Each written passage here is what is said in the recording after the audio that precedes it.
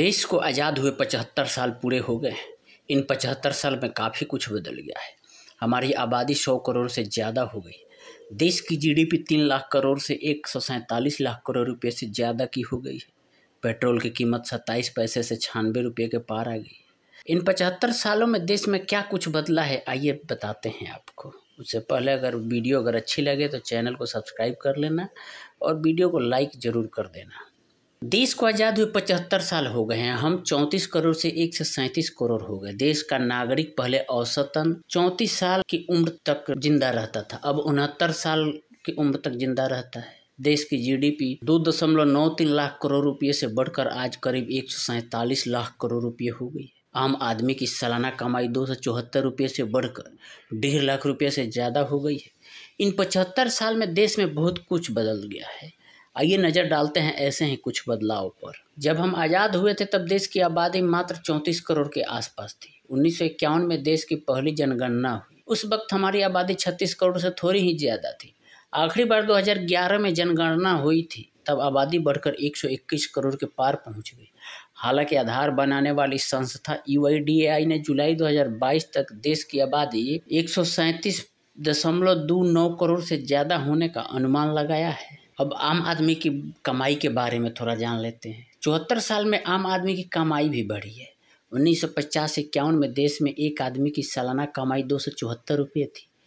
आज के हिसाब से देखा जाए तो ये रकम काफ़ी कम है। आज 274 रुपये में महीने भर का मोबाइल डेटा प्लान भी नहीं आता। लेकिन उस वक्त एक आदमी की साल भर की कमाई इतनी ही थी। आज़ादी के बाद से अब तक देश में प्रति व्यक्ति सालाना कमाई सैकड़ों गुना बढ़ गई है। 2021-22 में प्रति व्यक्ति औसत आय 1.5 लाख रुपये से ज़्यादा रही थी। 27 करोड़ से ज़्यादा लोग अब भी गरीबी रेखा से नीचे हैं। एक अनुमान के मुताबिक आज़ादी के वक्त देश के करीब 25 करोड़ से ज़्यादा लोग गरीबी रेखा से नीचे थे, जो उस वक्त की आबादी का 80% होता था। हमारे देश में 1956 के बाद से गरीबी की संख्या का हिसाब किताब रखा जाने लगा है। BS मिन्हास आयोग ने योजना आयोग को अपनी रिपोर्ट दी थी। उसमें अनुमान लगाया गया था 1956-57 में देश के 21.5 करोड़ लोग गरीबी रेखा से नीचे थे। गरीबी रेखा के सबसे ज़्यादा आंकड़े 2011-12 के हैं। इन आंकड़ों के मुताबिक देश की 26.9 करोड़ आबादी गरीबी रेखा से नीचे है, यानी उस समय तक देश की 22% आबादी गरीबी रेखा के नीचे आती थी। गरीब कौन होगा, इसका परिभाषा भी सरकार ने तय कर रखी है। इसके मुताबिक अगर शहर में रहने वाला व्यक्ति हर महीने 1000 रुपये से ज़्यादा कमा रहा है और गांव में रहने वाला व्यक्ति हर महीने की कमाई 8 से 16 रुपये से ज़्यादा करता है तो गरीबी रेखा से नीचे नहीं आएगा। बेरोजगारी के हालात में अब भी ज़्यादा सुधार नहीं है। आज़ादी के वक्त देश में कितनी बेरोजगारी थी, इसको लेकर कोई सरकारी आंकड़ा मौजूद नहीं। बेरोजगारी को लेकर national sample survey office NSSO ने 1972-73 में पहला सर्वे किया था। उस सर्वे के मुताबिक उस वक्त देश में बेरोजगारी दर 8.35 थी। सरकार की ओर से बेरोजगारी दर को लेकर आखिरी आंकड़ा 2020-21 का है। 2020-21 में हुए सर्वे के मुताबिक देश में बेरोजगारी दर 4.2%, 50 गुना से ज़्यादा बढ़ी जीडीपी। किसी भी देश की आर्थिक सेहत कैसी है, इसको जानने का पैमाना है जीडीपी यानी ग्रॉस डोमेस्टिक प्रोडक्ट। ऐसा माना जाता है कि जब अंग्रेज भारत आए थे तब दुनिया की जीडीपी में भारत की हिस्सेदारी 22% से ज़्यादा थी, लेकिन जब वो छोड़कर गए तो यह हिस्सेदारी घटकर 3% पर आ गई। आज़ादी के बाद से अब तक हमारी जीडीपी 50 गुना बढ़ी है। 1950-51 में हमारी जीडीपी 2.93 लाख करोड़ रुपये थी, जो 2020-21 में 147 लाख करोड़ रुपये से ज़्यादा होने का अनुमान है। आज़ादी से अब तक का हेल्थ में क्या बदलाव हुआ है वो भी थोड़ा जान लीजिए। कोरोना ने बता दिया कि किसी भी देश के लिए मजबूत हेल्थ इंफ्रास्ट्रक्चर कितना ज़रूरी है। आज़ादी से अब तक हमारे देश के हेल्थ इंफ्रास्ट्रक्चर में अच्छी खासी बढ़ोतरी हुई है। आज़ादी के समय देश में 30 मेडिकल कॉलेज थे, लेकिन अब 612 कॉलेज हैं। इतना ही नहीं, आज़ादी के समय देश भर में 2014 सरकारी अस्पताल थे और अब इनकी संख्या 41,000 से ज़्यादा है। डॉक्टरों की संख्या भी 13 लाख से ज़्यादा बढ़ी है। अब बाल मृत्यु दर, सेक्स रेशो और औसत आयु में बदले हालात। आज़ादी के बाद से अब तक बाल मृत्यु दर और औसत आयु में हालात सुधरे हैं। सेक्स रेशियो में भी हम अच्छी स्थिति में पहुंच गए हैं। आंकड़ों के मुताबिक 1951 में हम 1000 बच्चों पर मृत्यु दर जहां 146 थी, वो 2019 में घटकर 30 हो गई। यानी 1951 में हर 1000 बच्चों में से 146 बच्चे ऐसे थे जो 1 साल भी नहीं जी पाते थे, लेकिन अब इनकी संख्या घटकर 30 हो गई है। वहीं बात अगर औसत आयु की करें तो आज़ादी के वक्त देश की औसत आयु 34 साल थी, यानी उस वक्त एक व्यक्ति औसतन 34 साल ही जीता पाता था। लेकिन अब औसतन आयु बढ़कर 69 साल हो गई है। लेकिन सेक्स रेशो में हमारी हालत काफ़ी सुधरी। 1951 में हर 1000 पुरुष पर 946 महिलाएं थी, लेकिन अभी ये आंकड़ा बढ़कर 1020 महिलाओं का हो गया। 90 रुपये प्रति 10 ग्राम थी सोने की कीमत, आज 50,000 के पार। एक वक्त था जब भारत को सोने की चिड़िया कहा जाता था। इसका कारण ये था कि हमारे देश में हर घर में सोना हुआ करता था। आज भी दुनिया भर में सबसे ज़्यादा सोना भारतीय घरों में ही है। आज 10 ग्राम सोने की कीमत 50,000 के आसपास पहुंच गई, लेकिन जब हम आज़ाद हुए थे तब 10 ग्राम सोने की कीमत 90 रुपये भी नहीं थी। यानी अगर आज के हिसाब से तुलना करें तो आज़ादी के वक्त हम जितने में 10 ग्राम सोना खरीद सकते थे, आज उतने में 1 लीटर पेट्रोल भी नहीं आता। कभी 27 पैसे थी पेट्रोल की कीमत, आज 100 के पार। सोने के बाद अब पेट्रोल की कीमतों की बात, आज देश में पेट्रोल की कीमतें 100 का आंकड़ा पार कर चुकी है। लेकिन आज़ादी के वक्त 1 लीटर पेट्रोल की कीमत महज 27 पैसे थी। साल 2000 तक 1 लीटर पेट्रोल की कीमत बढ़कर 29 रुपये के आसपास पहुंच गई। कभी 1.5 लाख स्कूल थे, आज 15 लाख से ज़्यादा है। सरकारी आंकड़ों की माने तो 31 मार्च 1948 तक देश में 1,40,000 के आसपास प्राइमरी और 12,693 मिडिल और हाई स्कूल थे। लेकिन आज देश में 15 लाख से ज़्यादा स्कूल हैं। इसी तरह उस वक्त महज 414 कॉलेज हुआ करते थे और आज इनकी संख्या 42,000 से ऊपर चली गई।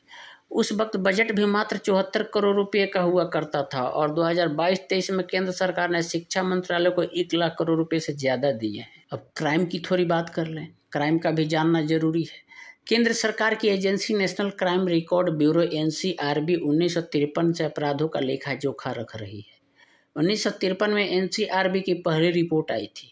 उसके मुताबिक 1952 में देश में 6.25 लाख आपराधिक मामले दर्ज किए गए थे। उस वक्त 10,000 से ज़्यादा मामले तो मर्डर के ही थे। NCRB की आखिरी रिपोर्ट 2020 के आंकड़ों पर आई है। इसकी माने तो 2020 में देश भर में 66 लाख से ज़्यादा केस दर्ज किए गए थे, जिनमें 29,000 से ज़्यादा मर्डर के केस थे। बलात्कार के मामलों में बेतहाशा बढ़ोतरी हुई है। 1971 से NCRB बलात्कार के मामलों का डेटा रख रहा है।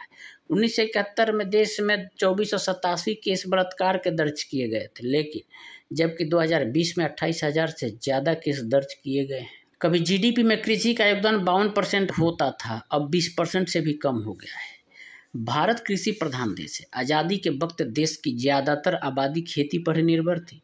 ऐसा अनुमान है कि उस वक्त 80% से ज़्यादा आबादी की आजीविका खेती से ही चलती थी। इतना ही नहीं, उस समय देश की GDP में कृषि का योगदान भी करीब आधा हुआ करता था। सरकारी आंकड़ों के मुताबिक 1950-51 में देश की GDP में कृषि का योगदान 52% के आसपास था, जो 2021-22 तक घटकर 20% से भी कम हो गया है।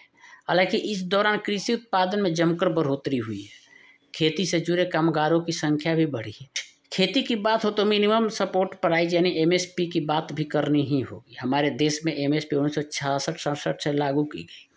उस वक्त सिर्फ गेहूं को ही MSP पर खरीदा जाता था। उस समय 1 क्विंटल गेहूं पर सरकार 54 रुपये MSP देती थी। वहीं आज 1 क्विंटल गेहूं पर 2015 रुपये MSP मिलती है। कभी 3 लाख गाड़ियां थी, आज 30 करोड़ है। सड़क एवं परिवहन मंत्रालय गाड़ियों के रजिस्ट्रेशन का डेटा 1951 से रख रहा है। उस वक्त देश में सिर्फ 3 लाख के आसपास गाड़ियां रजिस्टर्ड थी, लेकिन अभी देश में रजिस्टर्ड गाड़ियों की संख्या करीब 30 करोड़ हो चुकी है।